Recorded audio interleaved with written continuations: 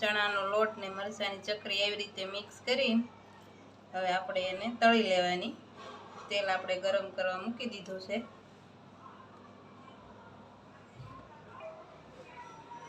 તેલ આપણું ગરમ થઈ ગયું છે, હવે આપણે તળી લઈશું।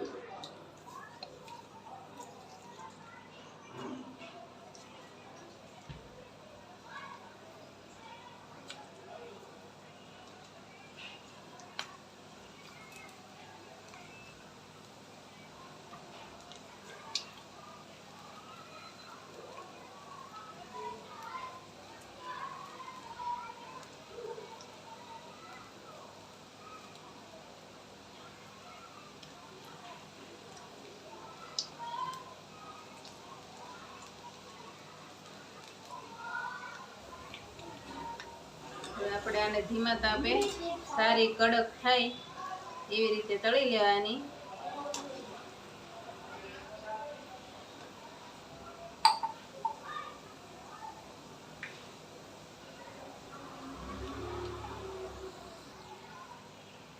આવી રીતે ગોલ્ડન બ્રાઉન થઈ જાય એટલે કાઢી લેવાની।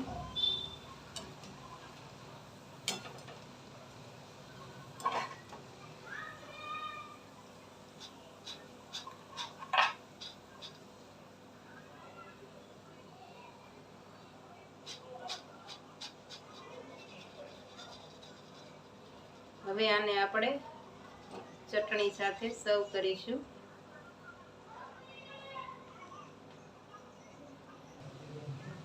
આપણે ચકરી તૈયાર છે। હવે જો તમે અમારી અક્ષર કુકિંગ ગુજરાતી ચેનલમાં નવા હોય તો અમારી ચેનલને લાઈક કરો, શેર કરો અને સબસ્ક્રાઈબ કરો। જય સ્વામિનારાયણ।